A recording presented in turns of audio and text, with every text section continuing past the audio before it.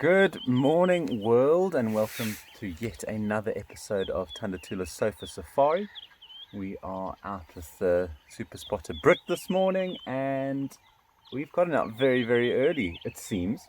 As winter is approaching, these mornings are starting later and later, and we've just stopped to look at a bark spider. It's actually the second one we've seen this morning. We don't normally see them because they're a spider that constructs a web every single night. So in the evenings, just after sunset, they will emerge from the bark of the tree where they've been sitting very, very well camouflaged during the day and construct these incredible webs in no time at all. Sit on there for the night, and then by morning time they gather the web up, consume all that webbing that they've used, and this allows them to re-ingest the proteins so they're not being very wasteful, and then they go plonk themselves back in the tree and sit it out until daytime. This one looks as though it got would it be a midnight snack, early morning meal? I don't know how their lives work, but it has got a meal that she's busy finishing on. So we're just going to spend a bit of time and see if she decides to actually fold up her web and start eating it. But otherwise, we're going to see what the morning brings. Strangely, no roaring of lions last night, which is an unusual thing for us. The rain that we had yesterday morning would have washed all the lions scent away, and the males should have been out on a territorial patrol. The fact that they weren't could suggest that they maybe have a kill somewhere, but we're going to go out and see what the day brings. Now, I can't quite see what it is that she is or has caught and is eating there, but the way that spiders digest their food is they haven't really got chewing mouth parts in the same way that something like a grasshopper early in the morning, I'm still learning to talk, the way that a grasshopper has to chew through leaves. So what spiders do is they actually, in a sense, regurgitate their digestive juices onto the prey and let it digest outside the body, and once it has been digested and it becomes a sort of soup, they will then drink that soup up. Lovely way to begin the day, eating your breakfast and watching sofa safaris with insects digesting on camera. We were following up in tracks for some of the male lions that had come along the Sharalumi, and I'm not going to say who said, "Oh, there's lions in the riverbed," and we looked up, and not just 2 lions, but 8, and not just 3 cubs, but 6. We have found the River Pride lionesses with the second litter of cubs that has eventually been introduced to at least part of the pride. So it's both of the moms. The new mom has got 6 little ones. They look to be about also around 6 weeks old. They're all just, as you can see, they're playing in the bank. The older cubs are nursing from mom in the riverbed, and clearly quite excited about having some little companions to play around with, chasing them up and down the bank. We are the first people to see them, so fantastic. Take that, Dale Jackson. You and your moustache. We've been talking a lot about the den sites, but I'm sure you've also gathered from our lack of consistent viewing with these lion cubs that the den site doesn't necessarily stay in one place. They're temporary homes, much like I explained with Ntombi and how the mom has to move the cubs from location to location. These bigger cubs are now being taken to kill, so mom doesn't always go back to the same place, but there will be a few favoured areas along the banks of the Sharalumi that they will prefer to use more often than not. And we're actually back here at one of the original den sites. The older litter was born maybe 700-800 meters from here on the Zebenine River, and we're now very close to the confluence of the Zebenine and the Sharalumi. And our first viewings of the cubs were once they were moved here. So obviously a familiar spot. Mom knows that it's a safe place to hide them. A lot of thickets, a lot of fallen trees, places that these cubs can get into, but the potential dangers are not going to be able to. And now that moms are here, you can see the cubs are all out in the open, playing around, enjoying a bit of freedom. But once it gets hotter and the moms retire to the shade, or this evening when they go hunting, these cubs will remain behind. All 6 of them together. And it is pretty remarkable. I mean, you see them so full of energy now that they know that as soon as mom leaves them, those fun and games stop. That survival instinct kicks in, and if they run around, they don't make it. If they sit still, sit quietly, their chances of surviving are actually relatively good.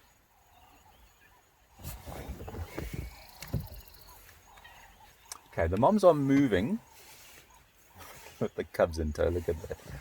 I always say wild dogs are my favorite animals, but I love lion cubs. They're all looking in great condition, those moms. Fat bellies, not just full of milk. They are moving down close towards one of the crossings, so we're gonna just let her walk out of view, and then we'll scoot down. As with always with these cubs, we're always going to be very sensitive to the impact that our presence has on them. So you'll notice that we are keeping a little bit more distance now with these ones than we have in the past. Partially because of the area that we're viewing from, but also because for those other ones, this is the first time they've seen a vehicle.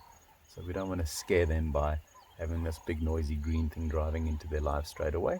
So view them from a distance, let them get accustomed to us, and then eventually, as we've seen with one of our recent Sofa Safari episodes, the curiosity of the cubs gets the better of them, and they start coming close to us without us having to go towards them. But let us just jump down to the next crossing and see if we get a better view. And pretty incredible, these cubs have never seen a car before, but even with us here, they are the least bit interested or concerned about us. Was exploring the rest of their world.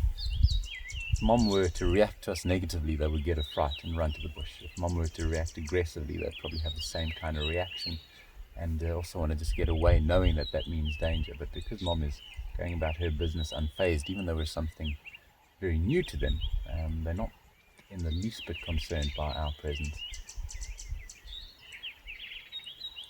When they get exposed to vehicles from such a young age, it tends to lead to adults growing up like the River Pride, where they just do their own thing and they have their own cubs, bring them up in a relaxed manner, and you get these generations of very viewable lions forming.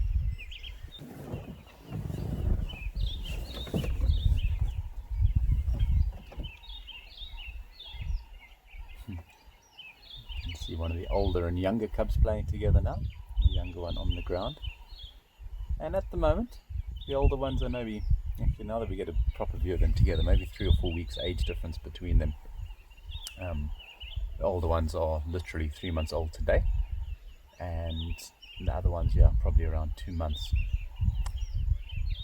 There will obviously be a size advantage to the bigger ones, and this will come through in the games that they play, but it's still, as rough as it may look, it's all very gentle. It's all part of growing up. These cubs are going to learn the art of being lions from a young age like this, and running around and jumping on each other, pouncing on each other, practicing the same techniques that they're going to need later on in life for hunting and fighting. And moms tend not to even intervene. They let these youngsters do their things.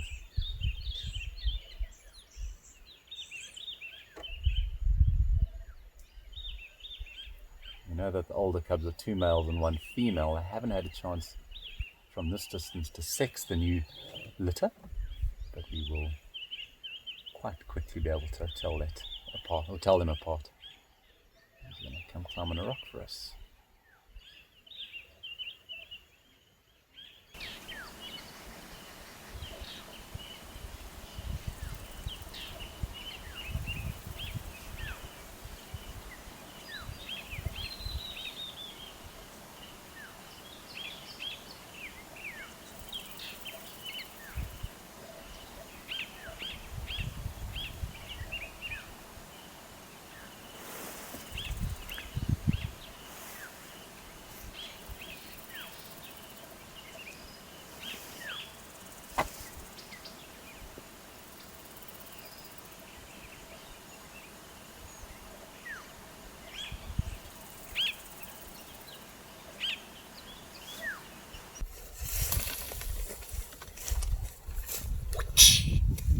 Dropping it down level from lion cubs to trees.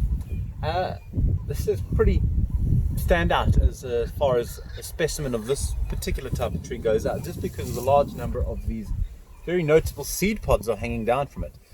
This is known as a long-tailed cassia, or formerly a shambok pod. with these long seed pods, sometimes about 3 feet long. Sjambok is not old term, it's a term for a whip that used to typically be made of hippo hide, but because of the very negative connotations of what those whips were used for, it's now been renamed a long-tailed cassia, reference to its scientific name, Cassia Cassia abbreviata berrion is the subspecies. And what it actually gets its specific subspecies name from was a Dr. Sullivan Bear, who in the early 1900s realized the potential of this tree to cure something called black water fever. Well, he didn't realize the potential, he saw it from the local communities and how they used infusions of bark to treat this, bark and the roots, and actually made it commercially available. Now, black water fever was something that used to occur quite commonly in Africa in the early 1900s, and it was related to malaria. And basically what would happen would be the hemoglobin from your red blood vessels would find its way outside of the cells. When the Plasmodium falciparum, the malaria parasite, broke out of the cells, and eventually that hemoglobin would make it into your urine, and you would start peeing black water. And you had the same associated fevers, and it was actually a pretty deadly form of the malaria. And they suspect now that it might actually have had something to do with the quinine that was being used to treat it, because these days it's very uncommon to actually get it, either the quinine or the gin and tonic that they were drinking back then. But anyway, this tree would be able to treat that. It's actually used quite extensively for medicinal purposes. The bark and root infusions can also be used for abdominal pains, constipation and diarrhea, so even if you don't know which way it's going to go, you can take it, you're going to be fine. And if you do have a headache, just burning some of the branches and inhaling that smoke would also cure a headache. So this is your one-stop medicinal shop here, the long-tailed cassia. The seed pods, I'll show you these closer now.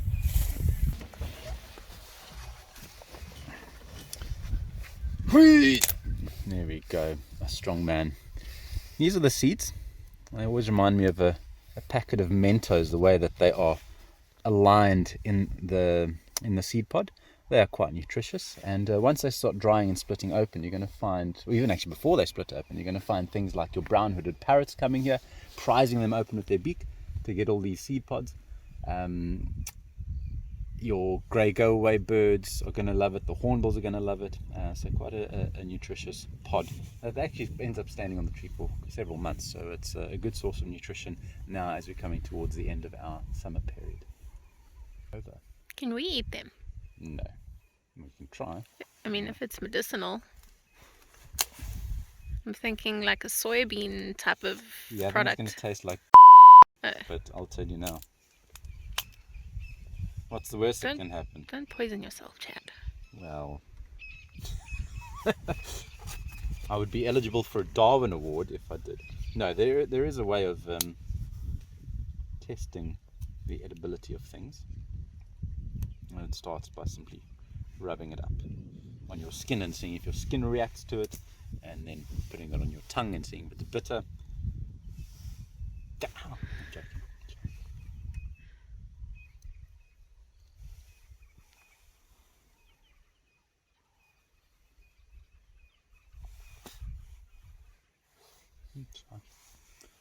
I'm sure you could if you're really desperate to eat it, but what does it taste like? Tastes like long-tailed cassia seed pods. Tastes of nothing really. Yeah, you could probably roast those. Although I would have probably read about it if they were edible. So no, you can't roast them. I've seen no reference about people eating them. Probably someone watching now thinking, what an idiot, that is a highly toxic plant. But no, it's not. So don't just put things in your mouth like Chad does. That would be a stupid thing to do. While we are driving around looking for some more game, just want to give a very special shout out to Olivia and Elizabeth Carmichael from Ramsbottom in England. I hope you're enjoying watching these, and look forward to welcoming you here to Africa very, very soon. The bird that we were looking at now, that is called a long-tailed paradise whydah. It's a male who's got his breeding plumage on at the moment. So they're beautiful long tail feathers that develop only during the breeding season. It can, in certain individuals, last most of the year, kind of from November through to August, but it is very variable as to when they get it and when they lose it. But when they do lose it, they become a completely different looking type of animal, or not animal, still look like a bird, but they resemble the females, which are very, very bland, without any decorative feathers. So yeah, the long-tailed paradise whydah, and one has just landed behind us, so I'm going to get Brittany to try focus on him. Excellent. Brittany got a wonderful footage of a branch without a bird on there. So we're going to carry on because we're not talking about branches today.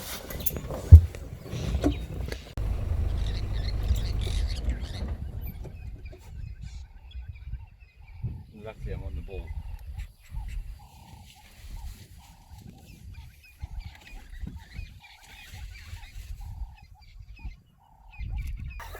I should get a fine for having driven past these lines. As you can see, they're very difficult to spot all of 3 meters off the road. But we have here a Nara male and one of the river pride females, strangely. Yeah, we have got other prides in the area, just not really in the areas that we've been checking. That's why we are seeing so much of these ones. But it's potentially the same pair that we saw on my last sofa safari a couple of days ago. Oh, never mind. There's another 2 over there. Swingers. So 2 Nara males and the other 2.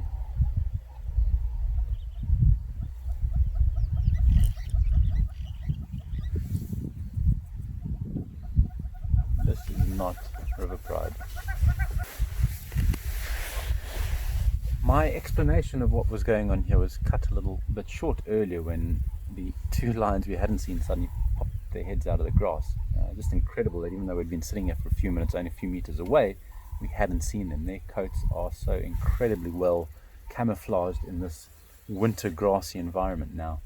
And when the first female sat up, she didn't strike me as being a river pride female. And the fact that both males are being so affectionate to the girls and both paired off and literally lying on top of them is unusual. That's not the way that they normally act around the river pride females. So yeah, we'll check to see. Possibly this is the Timbavati pride that has come in. But yeah, no mating has taken place yet, but yeah, there's steps that take place before that. But yeah, this couple on the right he's being very affectionate towards a female, and male lions are not renowned for this. A guy in the front, he's got his head up, but I think he's suffering more from overeating than anything else. It's a look of regret on his face, like I should not have eaten those last 10 kilograms of impala. What you just saw there with that male is something known as a Flemen grimace. And as this lioness has rolled over and exposed her underside of her tail, he's just using this Flemen grimace to ascertain what sexual state she is in, whether or not she is close to coming into estrus, and if so, is it worth following. We have seen this, and you will see it across many animals, from your antelopes to your elephants even. They'll take the scent in their trunk and put it in their mouth. But it's most pronounced in your cats when they curl that top lip up, and that's just to help open up the vomeronasal organ in the roof of the mouth and pump the chemicals in to that organ so that they can ascertain and analyze it and get the information they need to know.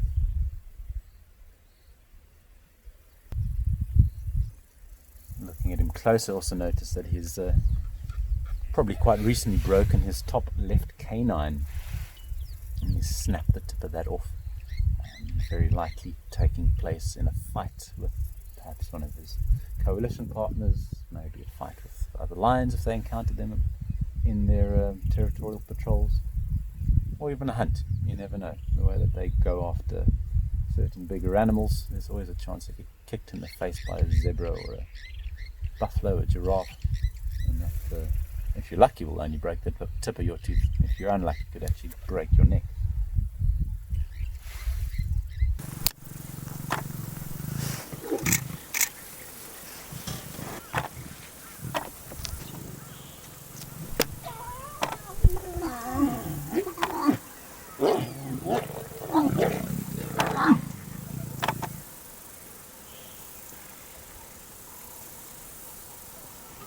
guess that answers our question. There is indeed a mating pair here.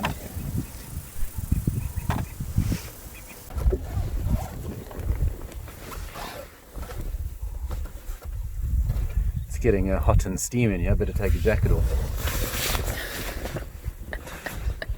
Terrible joke. This is what my game drives are like, just full of rubbish jokes. But yes, that was Mating Lions. Welcome to Sofa Safaris. I'll change the name to Bedroom Safaris.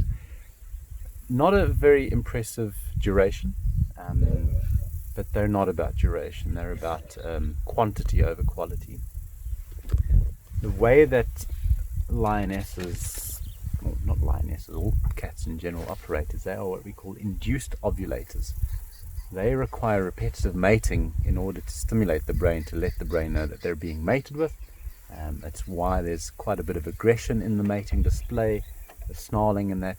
During the mating, the male's penis has barbs on it. So when he's mating, when he's pulling out, it is hurting the female. But this process is necessary to stimulate the brain, so you're being mated with, and after repetitive matings, she will start ovulating, and once that egg is released, it obviously allows a chance for the male to fertilize it. They've done it now, they're resting.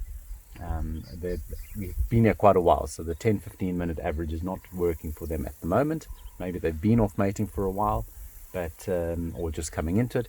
But on average, over the course of a 3-day period, these lions will mate approximately once every 15 minutes, giving them a total of about 100 to 150 copulations during this honeymoon period. And when you're doing it that often, you don't want to waste unnecessary time in doing it. So get it done, rest a bit, wait until the female is ready again. So would have noticed how it was kind of the female that initiated it. She was the one that stood up and moved, and as soon as she did that, the male followed. So there we go, mating lions. We'll see if they do it again. Let's see what Mr. Luke wants. Well, good morning.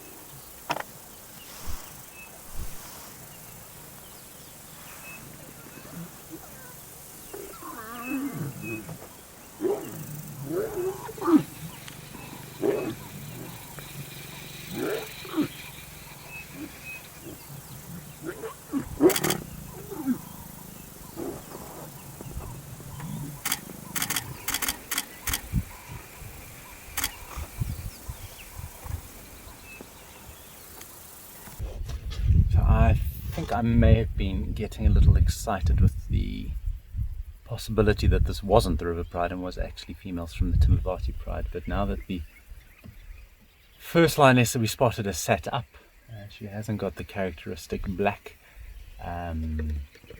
mark around her eye that the Timavati female has, and looking at the scar on her nose, I actually think it is indeed the oldest female from the River Pride. And that would just make the one who's mating one of the younger ones. So yeah, although we have got 6 cubs at the moment, hopefully there are going to be some more in the oven, more buns in the oven, and we will have a few more in the not too distant future. It's, as I'm sure you have gathered from this video already, it's been a morning full of lions. 12 of the 13 members of the Lion Pride in one drive, which almost never happens for us. But it's kind of come at the expense of some of the other things, and we were chatting about it amongst the Sofa Safari team recently, that we haven't really featured these impalas much in our episodes, and part of the reason why is they are just on the verge of coming into one of the most exciting times in their annual calendar, and much like the lions who've just been breeding, it is their mating season coming up, the rutting season.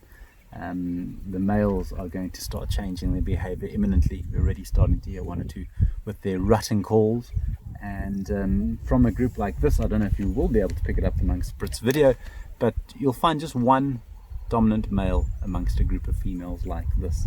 But over the coming weeks, you're going to get a lot of references to the impala rutting season, the behavior of the males, the bachelor groups versus the dominant territorial rams, and yeah, you can look forward to seeing a lot more of them over the next probably 6 weeks of rutting. That brings us to the end of another fantastic safari here. Hope you've enjoyed coming along for the ride here on Tandatula Sofa Safaris, and be sure to tune in again next time. But until then, please remember to engage with us questions, likes, comments, shares, they're all appreciated. We look forward to hearing from you and look forward to showing you more of this beautiful paradise over the coming weeks. Until next time, take care. Cheers.